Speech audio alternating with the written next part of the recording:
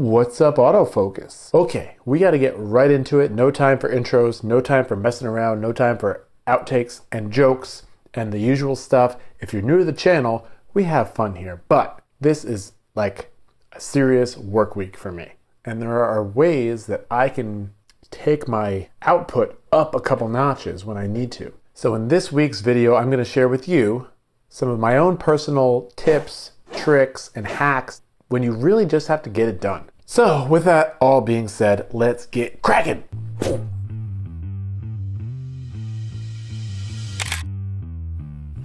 Okay, so to further explain to you what is going on in this video, I'll give you a little context, because on this channel, if you're new, we like to do real world scenarios. It may surprise a lot of you that I'm actually a professional editor. I do a lot of television shows right here in this studio. This is also where I shoot and edit all of my YouTube content. So this week, we kind of have a conflict of interests. How am I going to do that amount of work in this amount of time? That's why I'm going to share with you these very specific things that I do on a crazy week like this. So by the end of this week, I got what I need to get done. Makes sense, right? You're trying to find those bullet point tips, tricks, and hacks that the thumbnail promised you. And I hate when the thumbnails lie. So here we go. Ready? Bullet point number 1. Do everything the exact same. I also call this the Groundhog's Day rule. This is one time where television really fails to capture the true excitement of a large squirrel predicting the weather. I don't have any time or energy to waste, so everything gets automated and put on repeat. I'm going to eat the same thing for breakfast every day. I'm going to wear the same thing every day. I'm going to take a break at the same time every day. This Groundhog's Day rule also applies to the computer. My Avid project, every project always is the same. My current cuts are always here. My old cuts are always here and labeled as such. Where my settings go, where my effects go, the track layout.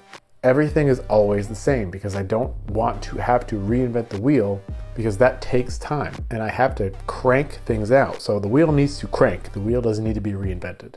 And moving on. Bullet point 2, just do something. This one is for those days you're not in the mood. You don't feel like being creative. But guess what?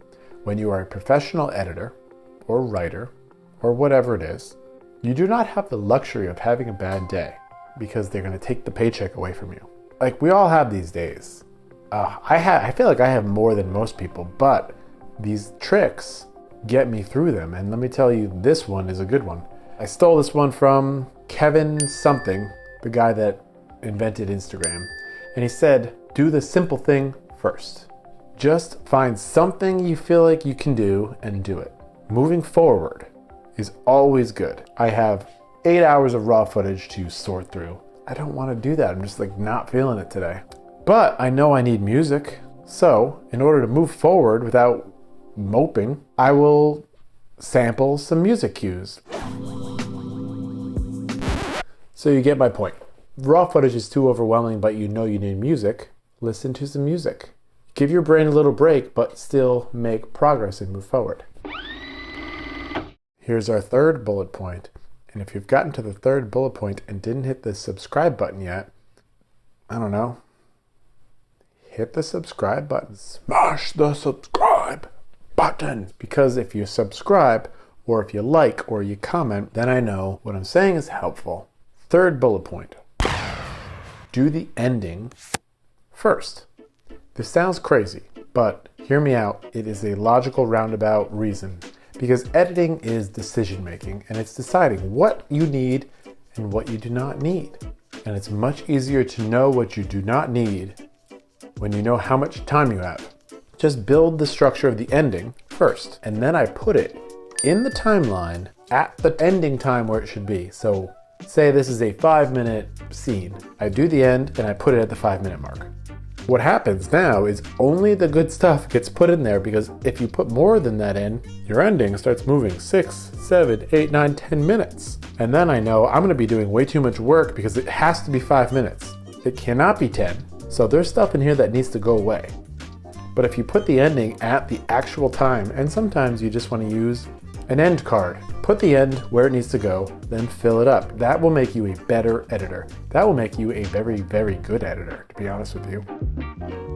So here's our fourth bullet point, ladies and gentlemen.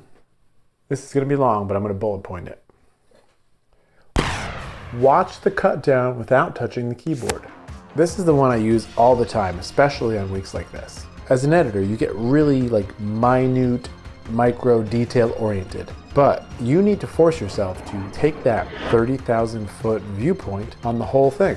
When my hands are on the keyboard, which they're always there, oh, I can just take out a couple frames.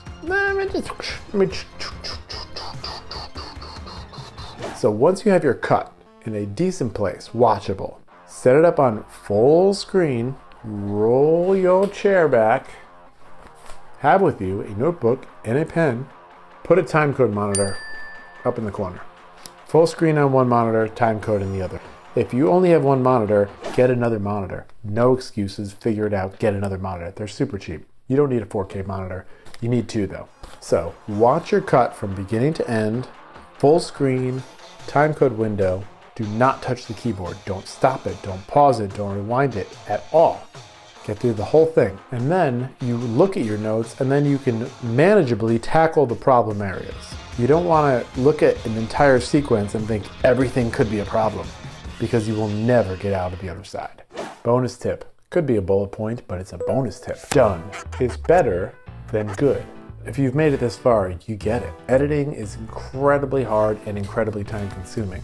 It takes a special soul, one that loves torture. But with these hacks, hopefully you can start knocking projects out, because done is better than good. And it's probably better than you think. It always is. You never know what's good until you show it to other people, but you can't show it to other people until you finish it. Thanks for watching. Subscribe, comment, give me some feedback. I appreciate it. I'm out.